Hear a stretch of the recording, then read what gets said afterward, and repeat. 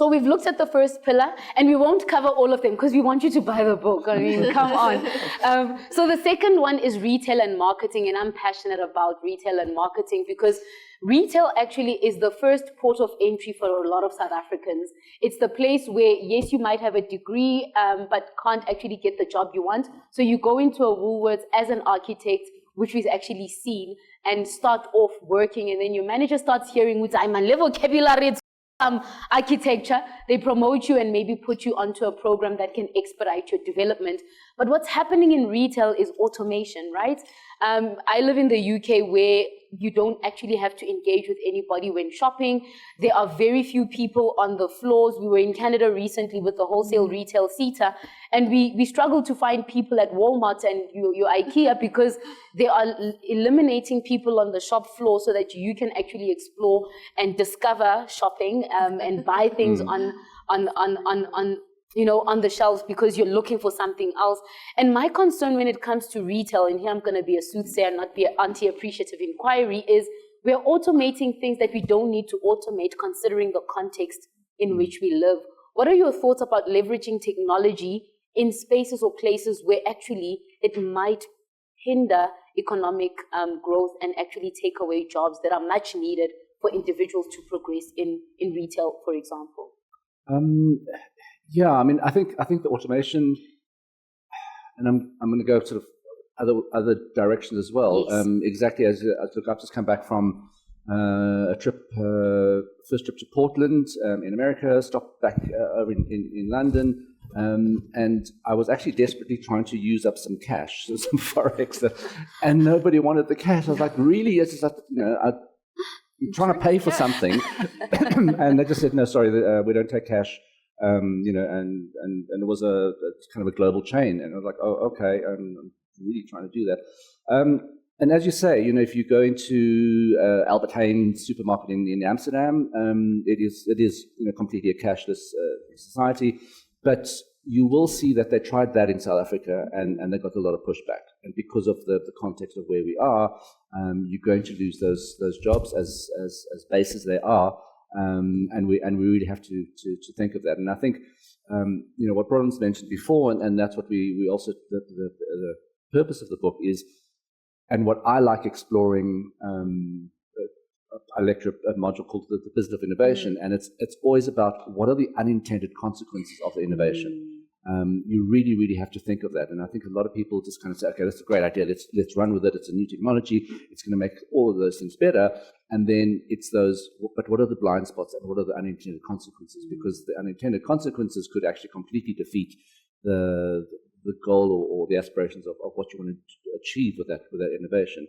And I think within retail, we're seeing a lot of those things where it seems like a good idea, but actually sometimes it doesn't. So a few years ago, I had my money on AR mirrors in changing rooms or in retail, so you don't have to go into those demeaning fitting rooms with bad lighting and bad mirrors and have to try things on. And with AR, you could just layer stuff over there.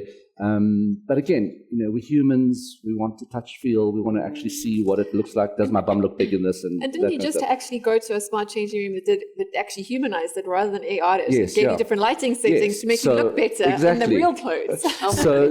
So this was in the Muji store in London, and it had 3 settings. It had office, much better. Evening, office, and outside, and then you could scale the light intensity. I'm like, why do not? That's why smart not technology, all fitting rooms have this? So yes. Speaking about what it is that the power of the individual can do, there is the idea of de-influencers. And, looking across social media, when I was reading, I thought, actually, influencers don't work when it comes to influencing on brands. And some of them have been on rants where they're like, why do you like everything when I give you free content, but you don't like when you can clearly see I'm being sponsored by an entity? And some people are like, it's because your vocabulary changes, your demeanor changes, and you sound like not you, you know. You speak about the power of the employee as an influencer, just bringing it back to the organizations and how we see it on LinkedIn, you know. A lot of us are now influencing on behalf of our entities. Yeah. Hi, GIBS, please note, hashtag I'm here.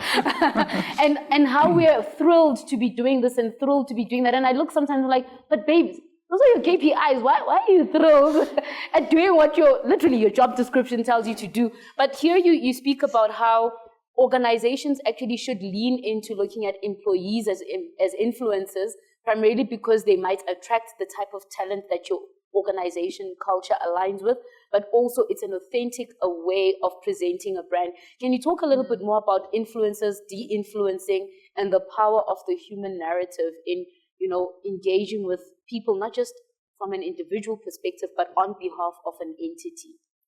Yeah, so from the sort of employee influencer thing, I think you've spoken like, yes, of course, your employees do have followers, they do have social media accounts, they've probably got a side hustle too. You should be leaning into sort of your own network to make sure that word of mouth is good for you. But I think it also intersects directly with the de-influencing trend, that one of the things you would have noticed trending across various social media platforms this year is disgruntled, fired, let go, retrenched, underemployed employees taking to social media to name and shame their employers. And there's not much you can do about it. And like that's from the employer-employee perspective, but also your disgruntled consumers also have not much to lose in speaking out against you. Of course, you could slap them with like, you know, libel cases and like try to take them to court for defamation, all the rest of it. But that's only if you actually have a good case against what they're saying. And I think that's the danger. People can say what they like about you, and that you can't sue them all. That's just too expensive to kind of deal with, right? So like that relationship with actual human beings can be detrimental, or it could be good for your brand and for your business, but it's happening with or without your permission. And one of the sort of side trends that Dion and I have been looking at for some of the work we're doing, looking at Generation Alpha and technology in the future, is how even taking like classic brand elements like Mickey Mouse or Teletubbies or Winnie the Pooh, like the creators of those iconic characters don't have control over how consumers can use, abuse, turn them into sort of very questionable sort of minor macro content that you have no control over using now things like AI too. So just like the relinquishing control of your brand over to your customer is not something you can control, but it is something you should be aware of and have sort of mitigation strategies in place for. Although not going to be easy. No, not at all. So I just wanted to just leapfrog a little bit so that people get a taste of like also what's to come. Yeah. Is so if we're talking influencers, so there's two different streams as well. If you want to see sort of a terrifying state we're in, or the zeitgeist of the state of retail, or the influencing industry, there's a new concept of influencer farms. Okay, so just Google influencer farms. It's really just something you won't believe what you see. So you know, at the epicenter. So we evolving from e-commerce to social commerce, and then live stream social commerce. So this is selling live stream onto social commerce, and that's kind of it is really the future of it, because China has perfected the model, and they're now selling the playbook to American companies. And the American companies are actually saying, please come and host a boot camp to show American influencers how to do live stream social commerce.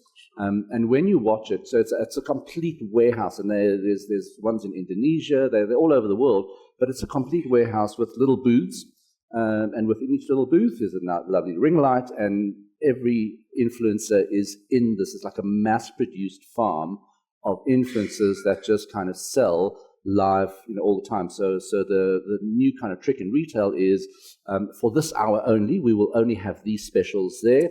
You speak into the camera. As soon as somebody buys, there's a little bell that rings, and the influencer looks into the camera and says, "Thank you so much for that purchase." It's just a wild way of thinking.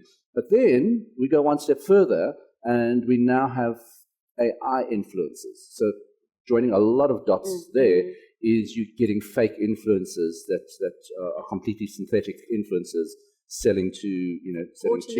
Automated, yeah. Artificially intelligent. Then if we link another cross-pollinating dot, is if you look at geopolitics and America wanting to ban TikTok in America, some of the live stream influencers say, if you do that, you're taking away my income. So the companies take a really big chunk of commission from them, but they say, but even so, I'm making above a minimum wage doing this. It's a lot of work. I'm 8 hours on the camera, but it's work, and I'm paying my rent and all of that. So you can't ban TikTok there. So it's just a whole mishmash of different things that are happening. Sure. The one thing that you also speak about is the she economy. And how, yes, the gender pay gap is still there.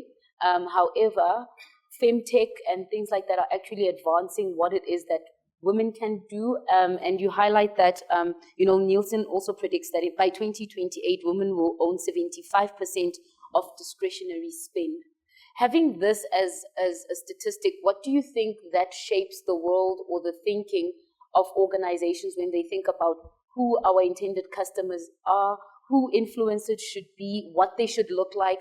Because there's a lot of authentic influencing, but also, aesthetically pleasing influencing that some women don't necessarily relate with because it's so far removed from how I look or how I live.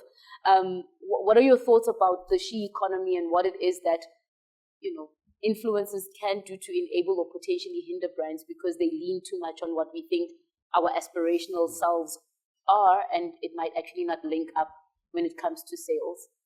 Yeah, I don't really have much to say there, except that, to South Africanize that context, we already have a female-led economy. Yeah, females are head of most of our households, even if they're not high-income earners. Most households in South Africa are headed by a woman who's making financial decisions, and is probably the sole breadwinner too, because that's the way our family dynamics work here. But also, young up-and-coming women who are moving up the socioeconomic ladder are now the fastest category of homeowners, for example. Young women are buying more houses than young men. Young women in South Africa are graduating from high school at a higher rate than young men. By tens of thousands, more young girls complete matric than young boys. So, we already have a female-led economy. Whether brands and businesses have recognized this or care about it is a different story. It's very similar to our ageist economy. There are more people over the age of 35 than under, but if you look at advertising, you'd think that people over the age of 35 just don't exist really unless they're buying, pharmaceuticals. We don't really gauge our market. So we're leaving a lot of money on the table just by ignoring groups that we don't think of as being aspirational or sexy. Instead, we sort of look at men and we look at, of course, Generation Z, when actually we should be looking up and we should be looking to our left and right, to the women among us. If you want to actually see who's in control of money and who's buying things, maybe we should just refocus a little bit. So the flip side of the she economy is also the pink tax. Yes. So so men have here's a shower gel. And here's a face cream. It's changing. Yeah, now that we can squeeze a bit of money with call it a grey tax, because all the grey branded male products too. I don't know if you've noticed that. I think those product prices marketers have cottoned on to this. Yeah. But with that she economy, if I can just, because my brain is programmed to join the dots. Yes, please. So and because we're not going to have time to cover this, what we're tracking, and it's a concerning but also fascinating kind of phenomenon that's happening in the world. So if we go into the she economy and we put that into kind of politics as well, so we follow the Institute for Electoral Research in Sweden. So they say this is the sixth year of democratic retreat in the world, and it's across all countries. So developed nations, emerging countries, all of those kind of things happening there. But what we're really picking up is a gender split within that. So it does speak to the future she economy, but because of Me Too movements, the whole abortion rights in America, that argument that's happening, you're starting to see, and it's global, that young females are voting more to the left and more liberally, and men, young men who feel more disempowered are moving more to the right and conservative. So it's a complete gender split. And then what we've just picked up that's emerging this week is they're finding, this is in America, but I'm sure it's also across the world, is that specifically within Christianity, they're finding that a lot more men are coming to church, young men are coming to church, and there's a drop of young females going to church. So there's this kind of split that is happening, and as Bronwyn is saying, even out of the South African context, you see that they're saying the females that are doing this kind of swing to the left are a lot more educated than the young males that are going towards the right. So politically, not only just in terms of retail, it's a very, very, we're not sure where this is going to go, but it's going to happen rather fast. Yeah. A colleague recently wrote about Swift economics and looking at how Taylor Swift actually creates an entire, ecosystem. Yeah. I see your can you tell our audience a little bit more about Swift economics? So again, let's join a whole lot of dots about Let's talk about inequality. Let's talk about Taylor Swift. Income inequality. the Taylor Swift. But coming back to your academic question, you do know that some of the best academic institutions in the world have Swiftie studies. So Stanford, Harvard, they've all got... What is this world coming to? All got models on Taylor Swift. Our interest is not only sort of the Taylor Swift economy of how everywhere she goes and has a concert, it just kind of boosts the local economy, but it's also about sort of the studies. People are starting to study the Swift economy. But then also politically as well, so everyone's waiting with bated breath, and now she's endorsed Kamala Harris, and we've seen not only the Swifties but the K-pop crews of how when in the last American election with Donald Trump, they sort of bought out all of the seats of that, and then the tickets and everything. So you're just seeing this weird mishmash of like pop culture coming into politics, coming into mini economies, all of the things. I think it's very, very interesting.